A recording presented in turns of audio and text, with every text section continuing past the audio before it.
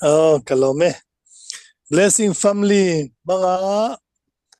Inkhawm na duam tak may min buat sai saktu kan patian aming fakinom ro se Inkhawm na lo tel zong sangte lalpana tharin malsom chu ro se. Amen. Blessing family ten hun tha minan pe a kalom khup maya hun kanai chunga ro chu rei lem lova amara chu pathian thu sai tura min som na hian ai hanti hi ka se em maya thildanga ai ama ang tluka poimo so kalo omani chon kong khat ni se pathian thu sai hi kan thiam le thiam lo lam ni lovin kan bible chon a huna po hun lawa po au chuak se turin min fui ania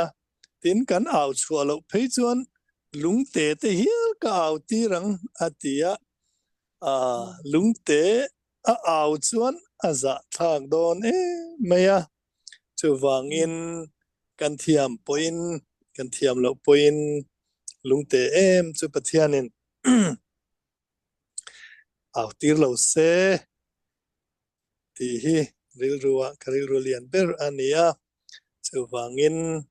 som na piang a hian kan tisel maya kan siam wang ani lo ani ti kan soidua ti chuan voina hianin ka chang than chu chanchin tha zona zia bung som ni chang som pakata tanga chang som pariat thleng kha ania he thu hi ka soi ka kalna pianga soi ma sabera ka nei thi na hun ka nei chuan blessing family hi kan om te umaya ka thu soi he thu ka soi hi longai tha photo point om mai theyanga in longai tha to ani po in bible thu thawania muntina ka soi to ka soi zel do na khovel top ma chuan he thu hi soi zel ka tu mani ti kha kan soi du achunga hianin thu thu em mai hi a in zep tlat maya hi soi chua zel hi poimo in ka ria ti kha i kan thuma kan nei tu longai tha to ni poin kan ngai tha le zel do na ni ti chuan a thu hi Mary Magdalene ni thu ani nimin khanin parikhan min ran so da thu pui nei min han ti kan ngai tua hela hi chu character study ani awangin thu pui kalo nei ngai lova ma se min zo ta ka chuanin mangai na hi ani vel vek maya pathian thu hi chu mangai na kan ti ringota ain melo poni mai theyanga amara chu pathian thu hi chu mangai na ani vel vek ani top da chu mangai na zel ani sai swalo tu ra ngayang ti chuan trong trai na tối kan mang le ang ni sin akhan min trong trai sak to tho na chungin ke mai nan na ni selang in trong trai na kam manga ti chuan parikha min cher chua sak turin ka ngen tu lo in po sai se trong trai lo kang lalpa kan pathian tun huna hian i chan chin tha au chua pui angai ta athiam te po thiam lo te po kun mor taka hian au chuak turin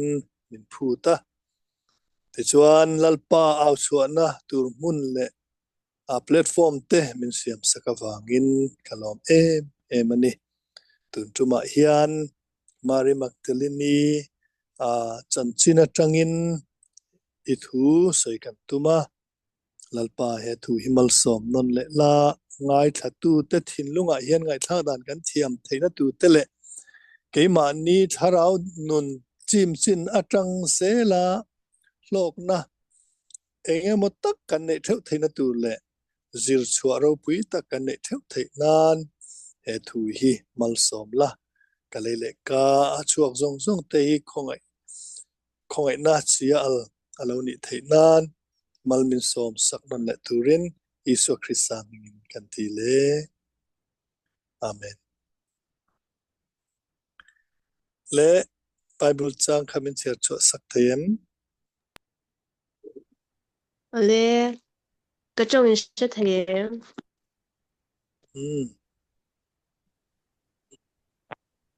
le pathian thu lo cherang u chin tha johana bung som ni chang som pakhata tanga som pariat mari magdalini hne na iswa a inlar nima sela mari chu pona than kianga tapchungin adinga tichuan tapchungin akuna than chung chu abia tin vantir ko pani puanwar sinin iswa ruang zalna hmuna chuan pakhat alulama pakhat akelama thu amu a tin anni chuan a hnena meichia engati nge ita anti a ani chuan an hnena kalalpa an kalbo puya an dana chin ka hriat lo awangin atia tin chutia a soi vele a hnung lam a hoya iswa ding a hmu a iswa ani ti a hresi lova iswan a hnena meichia engati nge ita tunge izon atia ani chuan huan engkol tu emo atia a hnena kapu ama hetata ikalpui ani chuan ida na chin min hrilang che chuti chuan kala ang atia iswan a hnena mari atia ani chu a hoya a hnena hebrai tongin raboni atia chu zirtir tu tina ani a tin iswan a hnena mi vuan su tun thleng po in pa hnena kalalon chholo ani ama ero chu ka u nau te hnena bakalla an hnena kapa inpa kapathian in pathian hnena kalon chhodon ati e tiro ati a mari magdalini chu avakala zirtir te hnena lalpa chu ka hmuta ati a hnena thu a soizia te po chu a hrila lalpa na thu kan chhia te mal min samsak se alome Amen. Alome Bible min chia sak tu chunga lom thu kan saya ti chuan bai chang dang chu kan sia to lo menga ei online te ania man lo chung ran ngai tha te in ni loma kan thu puya kan lun ngal menga thu hi ka sai tong khanin hei YouTube te le Facebook lama te in han upload thina ke che tianga hianin vai khat ma kala in upload lo ke ma thu chuan mitam takin an lo ngai thla anga hiva sei jing ve te po min ti mai theyanga se Bible thu ani Bible chu ni tin ka chiar thina asing kan ti lem lova ni tin kan chiar thina ni tin kan mit tu ti tla thina ni pathian thu hi chuan annunga thila ti thei em pokani chu wangin thu hi ka soi kham thei lova khovel top thleng po in thu hi chu ka tlang a pui don ni in alangani atilaya hianin Mary Magdalene chanchin hi aro pui ka tia hianin asa takin kanuna thu asaya wangin engtik kuma change o change zola sang ni le panga kuma ami he thu hi kathin lunga na sat takin he thu hian miran denga chuta tang chuanin kala soi zel ton te poa ngani thu tlung thara hianin Mari ti hi pasari vela oma ten khatin paruk te ten khatin pasari tiania an om nuai me ne Mari kha atu bari ber nge ti kha hriata hara tin amaro chu he Mari ro chu Mari Magdalene tinia Magdala khwa om Mari ti kherani achan chu Marin tamawangin Magdala Mari ti bi kani isuan nu khani lova tin Mari dang kha ni lova Magdala om Mari ti na mai ani tin hei hi Mari hi ram huai ko chunga ram huai pasari lut ti khani ram huai na ti chan chin chiang zo ka hriat na kan nei lo engtik kuma tange engtik chen nge ram huai na aman at ti po kan tha chuang lova ma se kan Bible kan mu dan chuan ko chunga ram huai aluta ti chuan mi a alo ni ta ti kha ani mi a ni kan hriat thiam dan tur chuan ma se hunenga mo chena khan ram huai ko chunga lut ani chuan at lo hun te po nenga mi pa ngai takania ma se ram huai a ko chunga ram huai lu tlata wangin alo a ta ani tin mi anglo kan tiang chu heng ram huai ko chunga lut te mi anglo kan tiang chi tin hei mari po hi a sarua ko om thin mi anglo mi a lo ni ta ka chuan sarua ki no oma e chale tharian na mang thiam to silo ten om takin a om thin ani chu tiang ani chuan zuda community a phei chuanin mu sit an tok em maya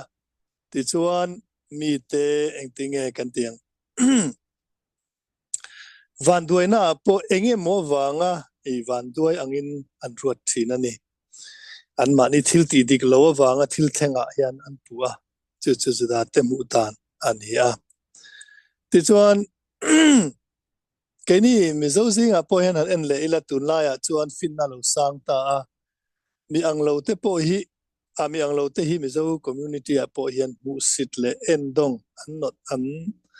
tong nas em mai ani chom chai te an ni deuh bi ka ni thok khat lai kha ka om na biala mi anglo a pakhata oma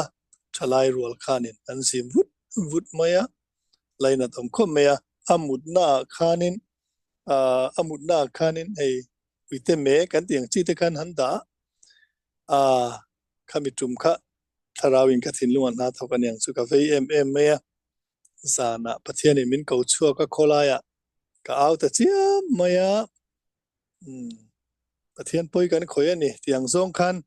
ka tum lok ni mi alo khanin min au chua tira achan chu kan community a khan miang lo kha kan da dan kha niam lutuka tin kan musita ak mutna te khanin uite men zuda thakatia atal fer kha nau pangin an lui lo maya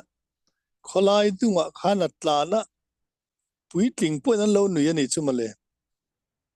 ka karil rutina em mai ni bible chuan engtinge pathian ni tinge ti mosia le pathian in biang na khanin kadang ok sia ka chuti sia ka khati sia ti khan pathianin mi anglo te hi tu siam nge dang ok te hi tu siam nge ati tat me ni mi anglo te hi tu siam nge dang ok te hi tu siam nge ti tang khan rual ban lo kan ti ang si te heng mi anglo kan ti te lama hian pathian atang ani ti achiang em me an chan dam na tur po hi an akuda pathian hian angai sakani ti hi achiang ani amusit lawani pathian kut chuang nge an nia chan le wang nei in heng te hi apian tirani ti hi chiang em in bible kan muani ti kha kan seidu a chu tiang bukin he ma ri po hi musit atok em tura ngai la an community a hianin tin sarua kin oma ten om takin om thina sama khui ngai lawa thil tha a ngai lawa ti chuanin a nula pumpa khatianga sarua ka han om tur te chu han ngai to la mi ten chilan cha kanga mi ten an chom chayanga an vu anga an velanga an u manga chutiang chuan a om tura han ngai la atak takin kan han mulo nama se chu chu real life tak taka kan lo mu to thin thilania tin zuda community a po chutiang chu thil lo thlem dan ani tin then khata pheichon ram noya ten da in chunga te engemo in te ten siam saka an kal nanani lepan chonga khan mi anglo pakhat chu khotlangin ala oma wang khanin inan siama an kal nan thina chuda chon han pe thin ti te kha kan mit ngei na lo mu ve to thina chu tiang din mun chu a chuanin mari hi a oma khotlangin angai saklawa a endonga mi te mu sit le mi te ngai tha mi te chom chai le mi te ra be ani ti chuan ama point chia le thriat na amang theilova kholai dunga top min ti chuan ei tur mu mal nei lovin awak thina ram noya te oma ti chuan lungpu ka te ria ka chung kwa enkol tu mu mal tak nei lovin he nu hi awak vela tin a chung te po hi kan thelo ani bible a hianin chutianga mi wak vai le mi bai vai tak mai ani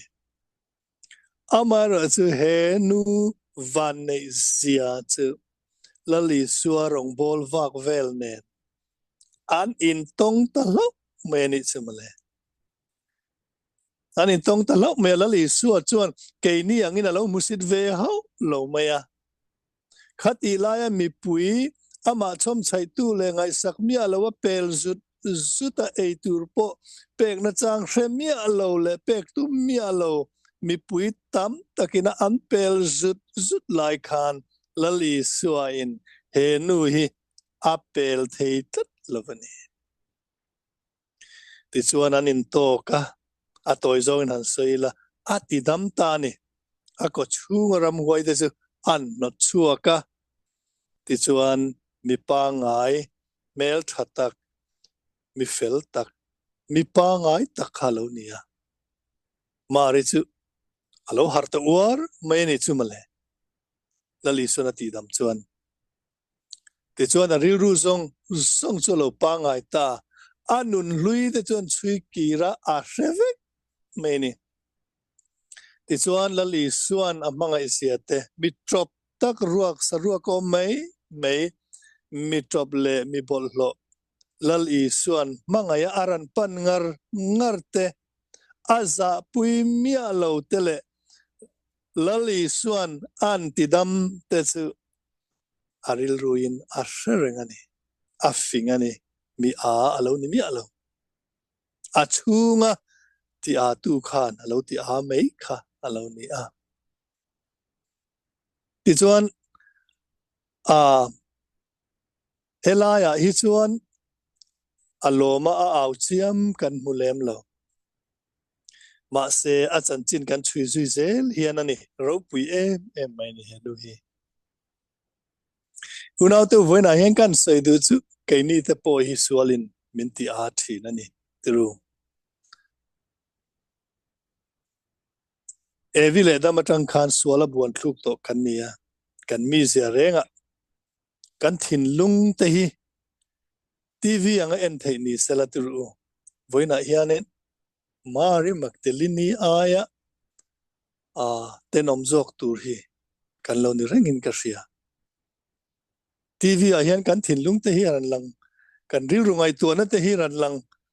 ta zut sela e blessing family a po hianin kan in mungam lom lo mai theya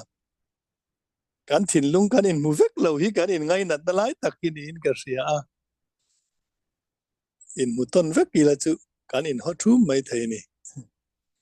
ma se lom ome kan thin lung kan mu thei lo lova suala buan thluk to kan ni kan thin lung hi sualina khat thina sualin miran chim boile thina pathian nung kan zui mek lai po hianin rilute nom tak kan pu thina ni lome tin lali suwa kan mu ma khan ngai tu ta ila he Mary Magdalene ang tho hianin sual khan min ti a ni lom ni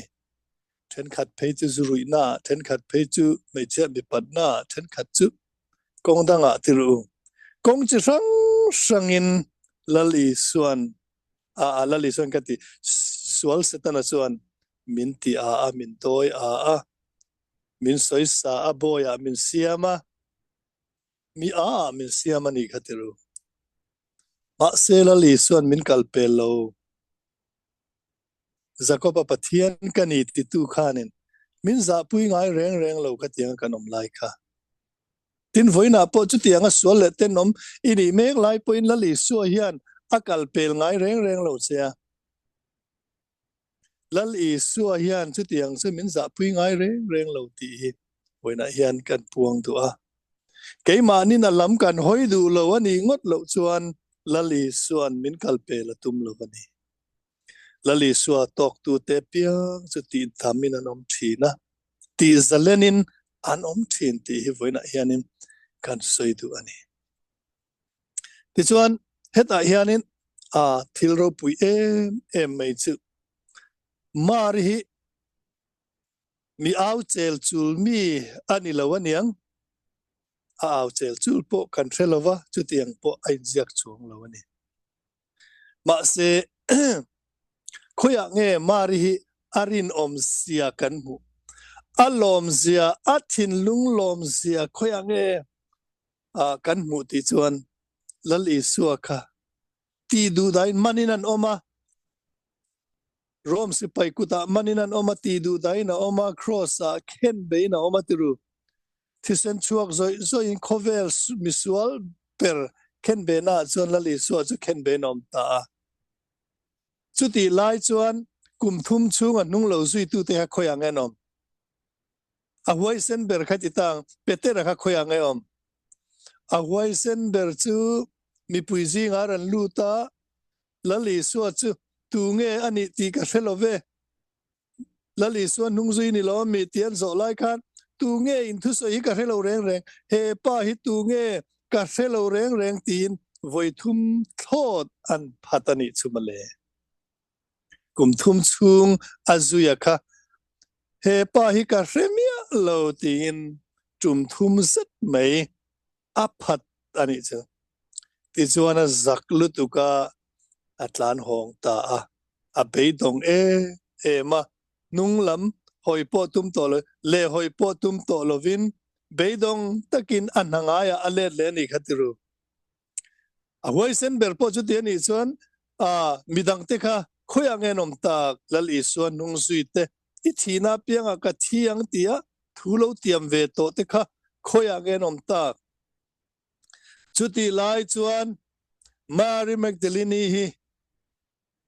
lali suwa tuar lai mel chu mangai ema thirin cross bula lo omrengasin a thir ngoi meni a waisen siatru mangai na chu waisen ani lawa nei reng law rom si paite ka law vel a chan chu lali suwa chau kha ena a tuar lai mel kha ena ni min mangai tu min tidam tu kha a thir ani chu amai let ve ani mai ani pian tharna omzia chu ni voi khat kha India Theological College UTC khanin German professor lokala chu chon ang tinga soi ti chon mizo te hi kemin lu ta in piang thar supa in dale supa in piang thar le thina in dale thina in piang thar le thina in dale thina piang thar in ngai dan hi enge o ka he thiam lowa hetiang hian a pian thar thayam mi dale a piang thar le ti om thayam mi ti ke chulali suan min mangaya kata na thiani kata na thia thole ni min mangaya kata nun na lana ni ti ka hriat ni tang khan ka mangai let ve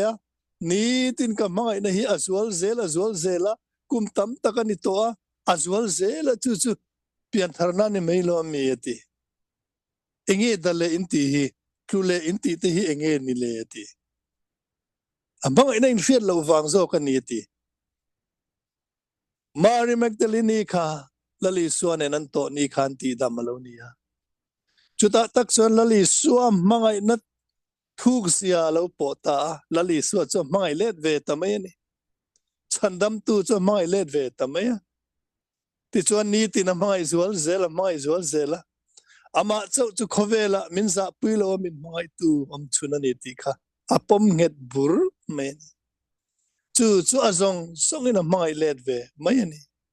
kapiang thare ti inte samni soilem lo wow lem lo mian nial lem lo ma sela amangai na chu torna khana lo langani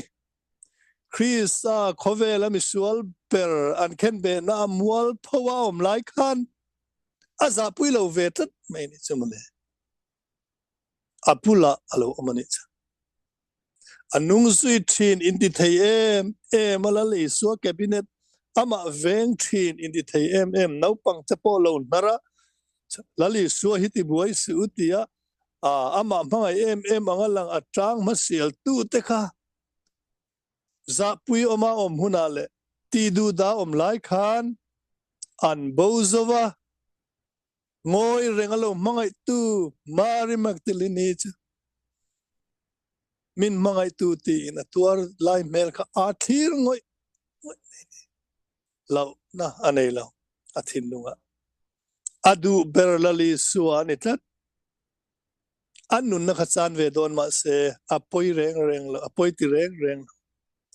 kadu berlali suwa ti kha thin lunga hian a om meni mari thin lunga chuan hetiang hian a omani ramhuain minti a miten om kalonia mi zong ten le mi zong mu sit mi zong endong kalonia khovela mi pakhat so min mangai tu a oma chu chuan minan pana min kalpel lawa min za pui lawa ti chuan min ti dama min ti thiang lima min mangaya min kuang kwa chu chau chu ni ka mai tur chu ni ti kha mari du than na chu ni top me ni Krista tel lo chuan kanun hian om sia nei lawani ti hi mari nun ani ti hi voina hianin kar sei du ani ti chuan lali suwa chu ken be na lo om ta zirtir te zong chuan an phat sana an dangai an let san le veka thu soi zong te kha ka thianga ka thole ang tia ril zong te kha a hetu an nia ma se an oi chuang lowan oi thei chuang lova khovel lama an kir san le veka an be donga an saka o kan thungai thak zong te kha engma lo mai ani ti an saka an nung tol san le vek me ni chumale ti chuan isu Krista chu athia thana zalina om ta mari chu khoyang eom atap me ni chumale amakani mari nun hi athin lunga lali suwa mangai zia kha atlei thei to lo ni chu lali suwa lo khan atlei thei to lo achi nat lo ni kol dan takin mo lali suwa thi male tu kha poya tilu tu kha lali suwa tel lo khan annun hian om zia nei lova atap ta ringot mai ni thana te han kala tap thina lalpa itel lo chuan kanun hian om zia anei lovani tin atap thina ni unau te nang le ke hi veng sange kan tlu kalali suwa kan phat san to kan pian thar nu po hian eng tin nge kan om sel le ti hi wena hian hanin ngai tuan non le lokila camping te kan lo siam ve to thina then khat chu voisari voi riat voi ko voi som lo tlu to le lo da to te an nia mari nu nai ro chuan dak lamani lo ni tinina Hmangaihna zual sela lali suwa tel lo chuan nun ka zuam lo ati ania thana te kalin na tap thina ti chuan tum kha chu than ko tlanga hian athu atap maya chu tiang taka lali suwa thalel tu te chu van lampo hi an lo buai ani karinga an committee van tir ko ama nem turin van tir ko itir te u an ti ni ngei turania van tir ko te chu abuna an lang ta thuai maya van tir ko pani puan var sinin an ran ding ani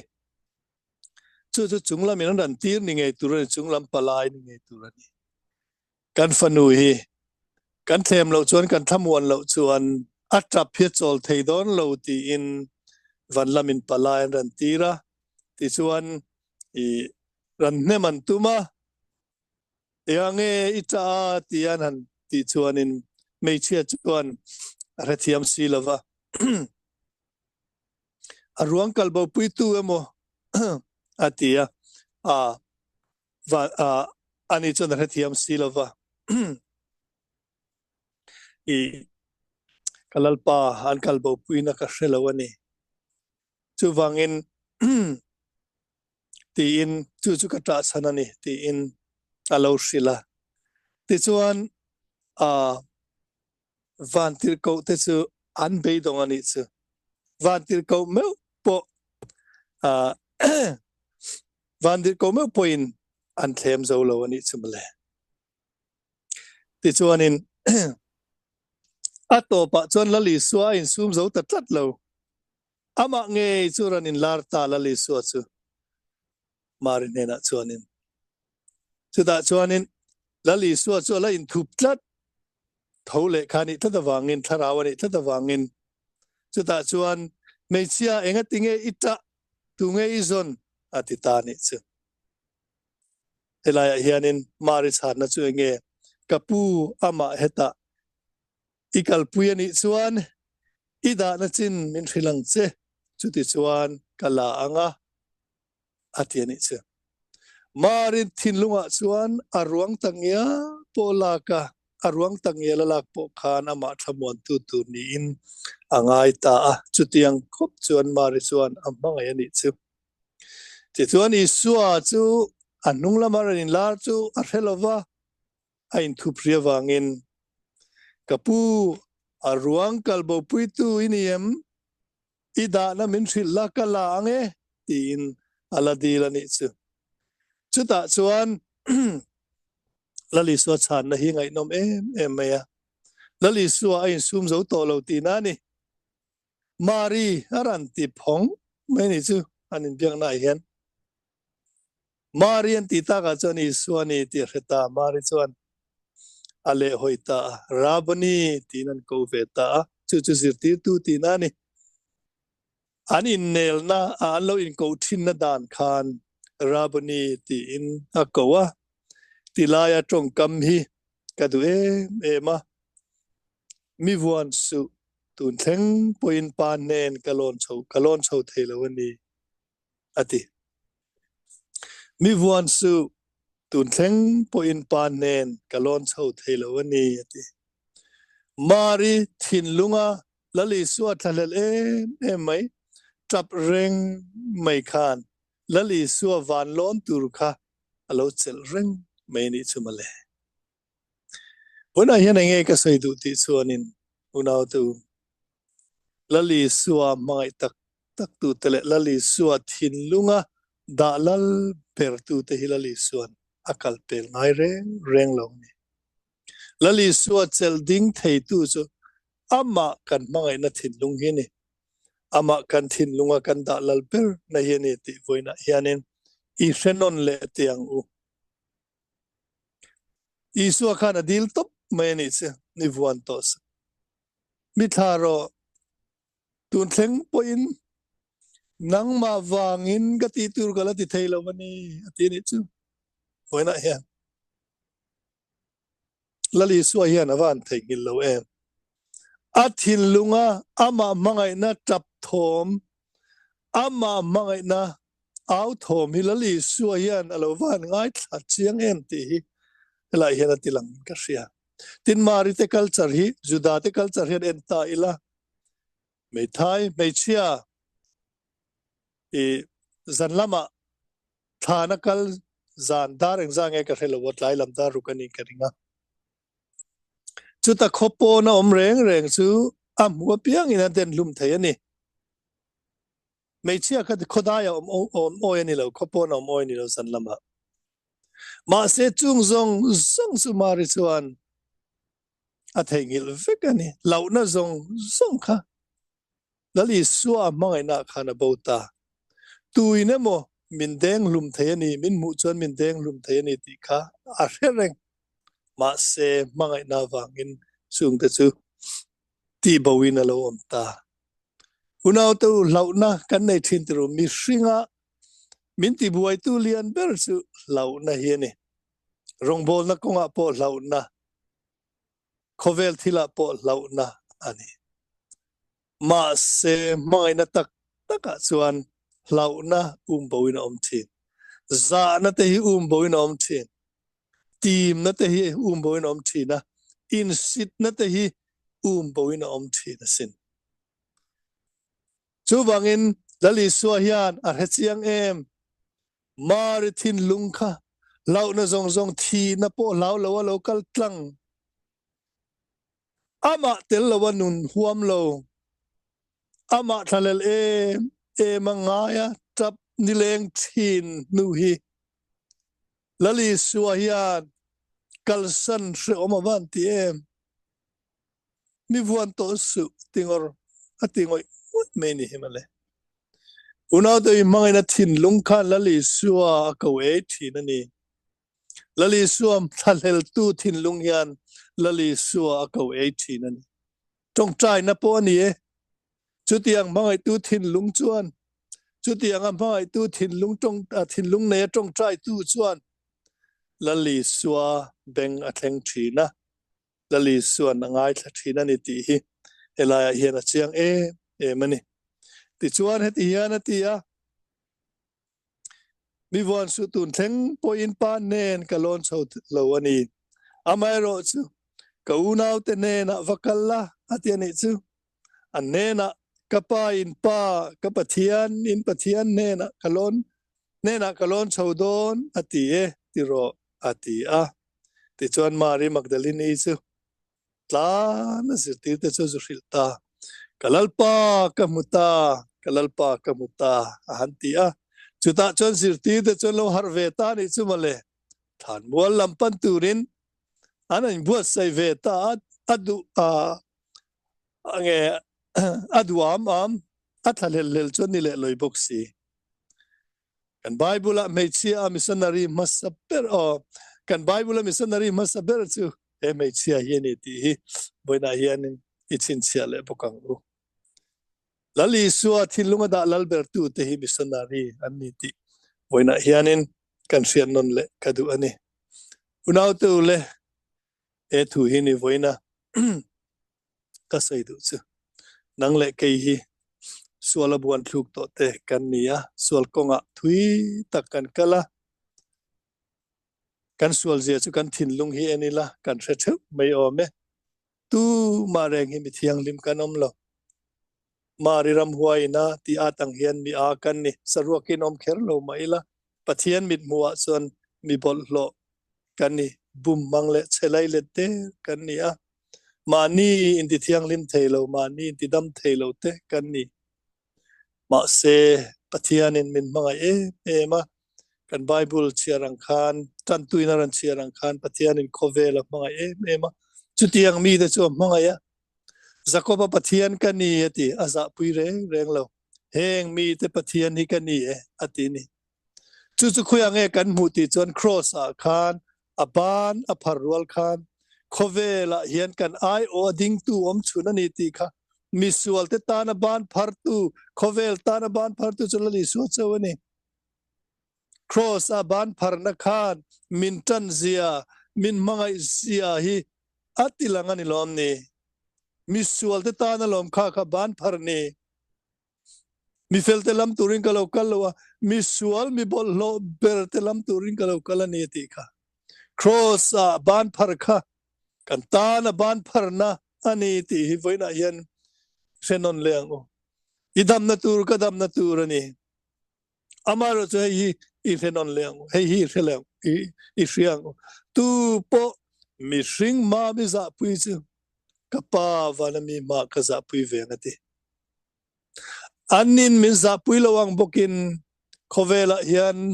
ama hi za pui lo turin min du ani ama ta na ban pharve turin min du ani mari magdalini anga ama ti dam tu ama mangai tu hi severeng turin min du a kan kal na muna pianga ama za pui lawa ta na ting ve ngam turin min du ani khovel mi te nena min phatu chu ka pa wana mi ma ka phat ve ngati tu po khovel ma min phatu chu min za pui tu chu ka pa wana mi ma ka phat ve ka za pui ve ngati engti ka mo chuan pa nena kan lakal khom do na chuta chuan lali suan ro alarel do na chuta tak chuan ani khovela kan lo tan ve na te atana kan tor ve na te kan mit tu itlak na te kan san na te kan hri om na te hi chuta tak chuan atakin alo langa kan lom na chang ve to na ni chung ta chuan omzia lo nei ve to don ani chuman le unau tu khovela hianin cross put hi chang chona a rom thina tiru cha na ruamani harsa na li rin min lo muak anga a chang chon van duina li te po ang thina ma se I cross put khan nakina tlang chi patlenang chenga chuta chuan lom na soisen lo lom na top thailo limit om lo lom na le limna ala thlen don cheni amar chu hi rerang che tu po mitan tu chu ati lali suwa itan ngam donem cross a ken be ani lai khanin azir tir zong zong te khanan phasana sin ma se ator na noya mituine na mangai takalo thir ngoi ngoi tu kha mei chia kan mu sit ram huai zol mi a kan ti kha ani chuan anuna phatsan huna nei ngai lo klu khuna nei ngai lo da khuna nei ngai lo nung tola nei ngai lo malam panin lali suwa thira alau om pera po ading zela ngoi reng na ding zel mai ni ngoi reng kal zel mai ni culture in khap ma se akal tang zel rom si paiten lo dal ma se lo dal tu ma se kal tang zel cross bulan thina ni cha cross bula am reng thina ni cha thina in lo votin ma se akal tang zel lali suwa tel lo vina nu tleilo atra abang thelo lali suwa mu ma cha unau tu chuti yang taka thinlung nei tu te chu lali suwa na thina a reng thina anne na omreng thina ai sum zolo aran in larani kha are chiang le tu mari ti mi vuan to su eta hian a lung chevenge in karing unau tu khovela kanom tiro min mangai tu hi kan chiang ani chuain za pui lovin ambangai na thu hi puang ze langu lalpa kan lama tang tlatani